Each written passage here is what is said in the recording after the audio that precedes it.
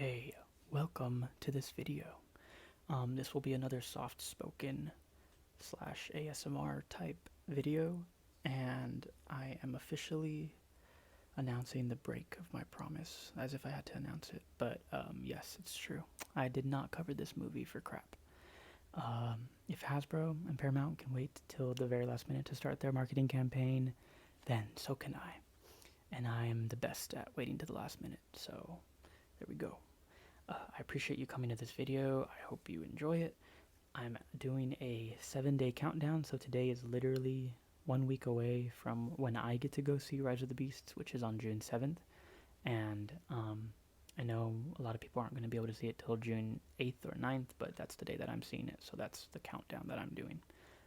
So yeah, happy 7 days till Rise of the Beasts for everybody who's going to see it on June 7th. Woo! So yeah, I'm just going to do a quick showcase of this new Yolopark Bumblebee model kit. It is amazing, and I do have Optimus Prime and Optimus Primal coming in the mail as well, and I cannot wait for them. I mean, this is actually the figure that I ordered last. I ordered Optimus Prime and Primal before I got this figure, but I just kept looking at reviews of Bumblebee, and I was like, oh no, I have to have him. I have to have him, so that's what I did. I got him, and he actually came before anybody else. So hopefully Prime and Primal will come here soon. Not sure if I'll be doing a video on them, but I'm really going to try to do a daily video for the next 7 days until I see Rise of the Beasts. So yeah, let's get started. First, we'll just take a look at the packaging. I mean, I'm sure you can tell from the beginning of the video, I already assembled him. He is super simple to assemble. Literally just follow this or the instruction sheet that comes with it. Let me see, like, what's the age range here? Does it have an age warning? Oh, 8. Literally anybody 8, like, honestly, I agree with this. Anybody 8 and above could literally do this. It's super easy. And if you do have trouble with it, there are plenty of other reviewers who show the assembly part. So yeah, I'm not gonna do that, and I'm very sorry, but not really. Anyways, yeah, I mean, it's a box. It looks really cool. It's got Rise of the Beasts, and I've got to say, out of all the Rise of the Beast figures that I've gotten so far, this is definitely my favorite or second favorite. So yeah, is there a freaking fly flying around here? I'm so sorry. Yeah, there's not much else to show off on here, but then Yolopark, shout out. Woo! Let's get to the figure. All right. So getting into the figure itself, let me just real quick, since I didn't show off the assembly, let me just kind of go over what is detachable and what isn't. So basically, the head you can take off, the wings you just peg off. Same with the wheels right here in the back. This, the back of the arm, upper arm, that piece is detachable, and I'll go over articulation in a second. For some reason on my piece, this thing is detachable, and so is this area. This one is not. I don't know what the difference is. Like, I don't know if this wasn't meant to be detachable, but it is. Although it did come in the box already pre-assembled like that. The arms, these aren't the arms. The arms are detachable. They come out like ball joints. What do you call it? Or did I get that wrong? Do they not come out? Oh, they might not come out. I think they might. Oh, sorry, not that piece, not the shoulder. The bicep is detachable, so you can take the bicep off, you can take the forearm off, and you can take the hands off. Peg, and ball joint. And the upper torso is detachable from the mid area, and the mid area is also detachable from the crotch area and the waist and the hips. The hips, like, detachable, boom, or legs. And these pieces like this I don't know what you call it, calf guard, and the inner calf guard is also detachable. The actual foot is easily detachable, which kind of sucks on mine. It's not super easy, but it comes off often enough. And I don't think I missed anything else. I think that's pretty much it. Yeah, because like everything pretty much just comes on its own, like in its own almost pre-built setting. So yeah, those are the things that you can detach. Okay, so getting into articulation, we'll start with the head. So the head is on a double ball joint, so you can move him down pretty far. That's pretty far. And up a little bit. It's not like the most up, but it's definitely better than any mainline. And if you use the help of the ab crunch, you can definitely get him looking up a good bit. So yeah, that's the head. You can also move these little like antenna thingies. These wheels can like swivel. Same with the wings in the back.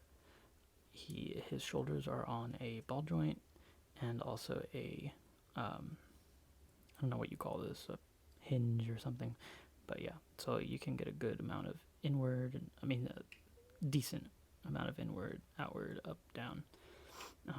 His shoulder pads are on pins, and you can do this with them. I'm going to stop explaining what the joint is and just show you, because that's easier. So yeah. Woo. You can get some good bicep swivel, and also this piece, because it's detachable, can also move around, so it might help with posing and stuff. Here you have some forearm swivel, and it is on a ball joint, so you can definitely get way more than 90 degrees on that joint. You can definitely flex. And the only thing I would say is be kind of careful when you have it turned this way, because there is that little tiny piece that for some reason, I don't even know if it's animation model accurate, but either way, it's like really bad for figures, because if you try to bend it, you're gonna break it if you bend it too far. So I usually just move it a little bit out of the way and then just keep going that way. Also, he's got ball joint fists, so they can just, yeah, they pop off, but they can just shimmy around. So he has just general waist articulation down here towards the bottom of his waist, and then towards here, towards the torso. He does have some, because it is a ball joint as well, so he can sort of, yeah, he's got that ab crunch down, and at the waist he has another ab crunch. So yeah, he can utilize all that. And just a demonstration from the back. Boom, there you go. And yeah, so I'll get into talking about the detail in a second, but as you can see while I'm showing off the articulation, there is a ton of detail. So yeah, his chest can also articulate, which is cool, because you can like move it around. I mean, as I showed you guys earlier, this just comes off for me for some reason, but it is a ball joint. So yeah, you're able to do that. These pieces I painted silver because it was bothering me, so I did that. But it doesn't come like that. So next we'll go down to the legs. Oh, and yeah, if you want to see the full range, I mean, here on the arms, you can do a full 360 on all this. Same with the fists. Same with the head. Sorry, I'm very disorganized. This is just a quirky little fun video, so enjoy. Let's see. And with the waist, yeah, you can do a full 360 on that as well. These hip skirt guards or whatever, they do fly out, so they definitely help with articulation. He does not have drop down hips like Prime and Primal, but he still gets a very, very good range of kick upward, because of the way that his hips are positioned. And he's got swivel at the thigh, the upper thigh as well. He is an insanely articulated figure, and he's just so fun to play with. Here at the knees, it's really cool how they got all these like parts to move at the same time, and somehow the knee cap itself actually individually articulates as well. So you're really not lacking in articulation. Even the wheels down here can move a little bit to help with anything you need. His ankles all the way down, these little flaps will also move around to help with posability. These can swivel all around, they can come off, but also just the fact that they can come down will definitely help with articulation. He's got some toe articulation, and yeah, like he has got all the articulation you could want with a figure this size, especially. It's essentially like the size of a the price of a mainline figure, but a good bit bigger than an actual mainline. And I'll definitely be doing some comparisons pretty soon. But yeah, you can get him into some really nice poses. There's a really crappy one, but I mean, let's see. I'm not gonna get really that good, but full splits. There we go. He's a happy camper. Alright, so something I forgot to show off just for articulation's sake. Yeah, here's how far back his legs can go. That is very, very far. So, in case you were wondering, that's what you got. As I had said earlier, or maybe I didn't, but this isn't like the most professional review. This is more of just a little fun showcase. I know that at least when I was waiting for this figure, I was watching as many reviews as I could because I was just so excited. So if I help with that, if I'm scratching that itch while you wait for him or think about it, I'm glad.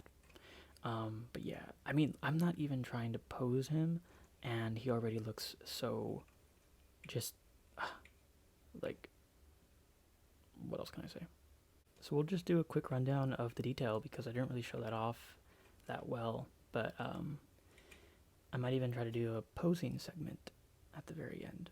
But yeah, let's go ahead and, I mean, look at that. Ugh, beautiful. For comparison, here is the mainline head. Unpainted. Obviously this one's not painted everywhere, but compared to this, unpainted, you know, I know it's small, so they can't get like the most detail, but it just blows this figure just blows this sculpt. I mean, I love it. I love this figure especially because it, it can transform for what it is, but they're very close in price range, and obviously, this one doesn't have to transform, so they don't have to worry about engineering that, but yeah, definitely very competition-y. I don't even know what I'm saying. But yeah, so here's the head. There is the upper, whatever you call that. Even in the wings, we've got some serious amount of detail back there. Yeah, that spine. That was just one of the coolest things from Bumblebee, was how they brought in that spine, the spinature or whatever. And yeah, I mean, the back of the legs, you're getting a ton of detail on this figure. And no, it's not like 3-0, amount. It's not like a high-end figure, but it's essentially high-end quality when it comes to the sculpt, if that makes sense. Like, consider this like an SH Figure Arts or something like that in terms of transforming figures, because cheaper. I mean, SH Figure Arts is not this cheap, but not as like extreme as like higher end figures, I guess. Although I would still consider SH Figure Arts on the high end scale, but that's me. Anyways, yeah. So like even there, like just detail everywhere. Shoulder pads, forearms, the fists. I'll show more of the other hands as well. Underneath there, inner thighs, inner calves, Like, there's just a ton. I can only imagine what you customizers out there, you custom painters out there are going to be delivering with this boy right here and the rest of the line, because if this thing was fully painted with like serious realistic paint job or whatever, yeah, it would be insane. Moving to accessories, which really is the only part of this purchase that is kind of disappointing. We only get 4 accessories, which are only hands. I would have at least wanted 1 weapon, but he doesn't come with any. So, yeah. Again, very detailed. Oh. I'm so sorry. So yeah, very detailed, as you can see, very accurate. I did forget to mention that all the hands, at least when it came to me, the whatever you call the top part of the hand, guard or whatever, it can come off. I super glued all of them because they were coming off too easy on mine, and I was not wanting to lose them, so they're staying on there. But yeah, both open hands, 2 not as open, kind of just relaxed hands, and of course fists for punching. And they do come with like a slight hole right there, so I don't know. I've tried to squeeze things in. It doesn't really feel good when I squeeze something in there, especially with a standard whatever millimeter port that the mainline figures use, but it doesn't really, like for example here, this is not mainline, but it is the same dimensions, and that will not go in there. But I will show off this accessory in a second. This does not come with the figure, by the way. Like I said, just only these hands as accessories. But yeah, so I'm gonna put these hands on real quick. I'm gonna give you your hands back, Bumblebee. I'm so sorry. Oh, I just put them backwards. Wow. Not making myself look good today. How embarrassing. How embarrassing. Okay. So the only thing I could imagine is if you like to keep your figure accessories, and if you collect a lot of Transformers, you might happen to have some somewhat compatible weapons. I'm hoping that people 3D print some stuff, but this is from a DNA upgrade kit, and basically what I like to do, it's kind of small for him, but I think it works, is like get some sticky tack. You can get like at the dollar store, $1.25 store, and just kind of like wedge it in there, and as long as you're not looking directly at that, which is pretty ugly, even there, I mean, there's better ways to do it. You can make it look pretty, but that's what I do in order to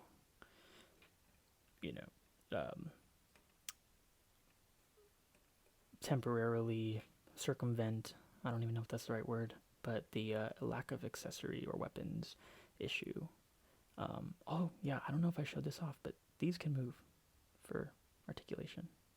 So any stop motion animators out there will be able to get some expression. Woo.